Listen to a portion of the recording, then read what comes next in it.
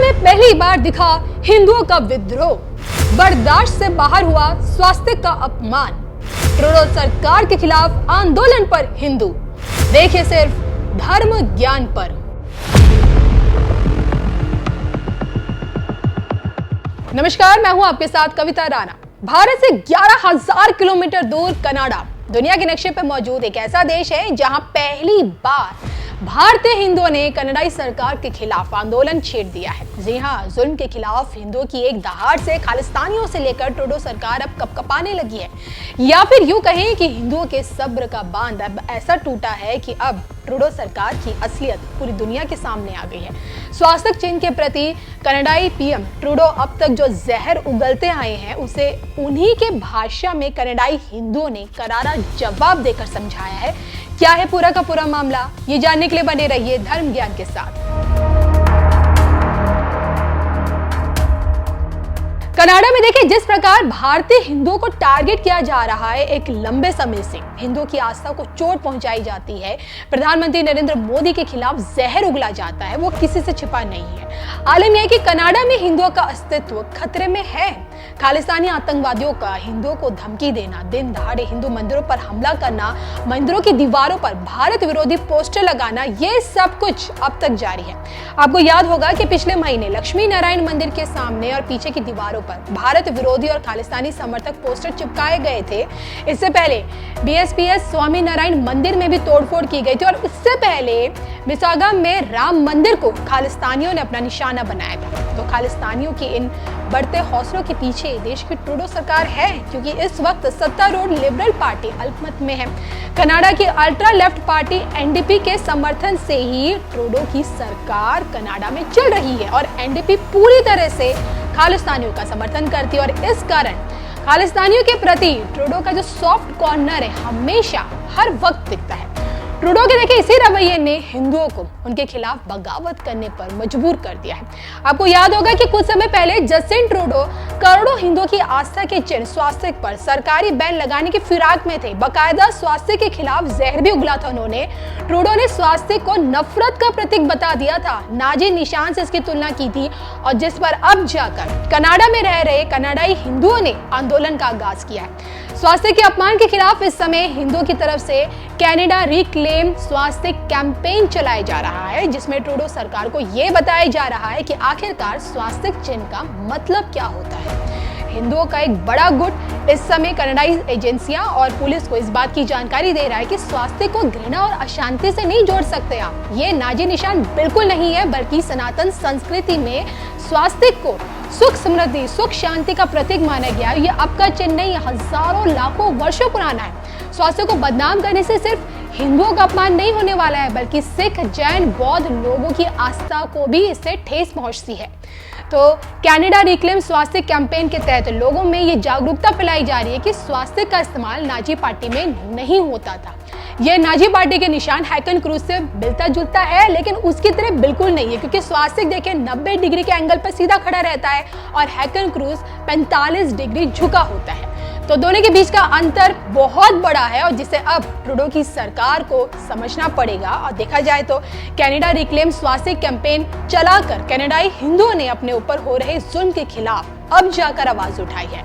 तो ट्रूडो सरकार से लेकर खालिस्तानियों को ये समझाने की कोशिश की जा रही है कि अब अन्याय सहा नहीं जाएगा। खालिस्तानियों के वोट बटोरने के लिए ट्रूडो ने देखिए भारत से तो पंगा ले लिया है और अब उसके अंजाम भुगतने का समय अब आया है। वर्तमान के आंकड़े बताते हैं कि 2016 से लेकर 2021 के बीच कनाडा में बसने वाली भारतीय आबादी लगभग 18% थी। अब आप ये सुन के चौंक जाएंगे कि आज की डेट में कनाडा की कुल आबादी में 2.1% सिख है और 2.3% हिंदू। एक भारी गिरावट इस बार देखने को मिली है हिंदुओं की आबादी में जो कनाडा में बसी हुई है। और ऊपर से देखिए इस बात की भी ये 84% आशंका या संभावना जताई जा रही है कि 2024 में यानी कि आने वाले साल में कनाडा मंदी की चपेट में होगा। और दूसरी तरफ कनाडा के विपक्ष पार्टी के सबसे बड़े नेता पियरे पायलोवेरे, इनका नाम आपने जरूर सुना होगा, हिंदुओं के पक्ष में ये उतर आए हैं। और पियरे पायलोवेरे का जो चेहरा है वो हिंदू समुदाय में काफी ज्यादा पॉपुलर इसलिए क्योंकि कई दफा इन्हें सनातन धर्म पर उनके समर्थन में बोलता हुआ देखा गया है, पूजा पाठ भी करते हैं और कई बार इनके माथे पर टीका लगा हुआ देखा गया है। और अब उन्हीं में भविष्य का कनाडा पीएम भी देखा जा रहा है। बहरहाल कनाडाई हिंदुओं की तरफ से चलाई जा रही ये जो कैंपेन है, कनाडा रिक्लेम स्वास्थ्य कैंपेन, क्या ट्रूडो सरकार की आंखें खोलने में कामयाब हो पाएगी?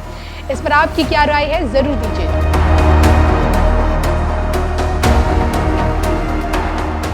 हमारे ग्रंथों में कहा गया है, सप्तद्वीपेषु यत् तीर्थ भ्रमणात् च यत् फलम प्राप्यते च अधिकम तस्मात् मथुरा भ्रमणीयते।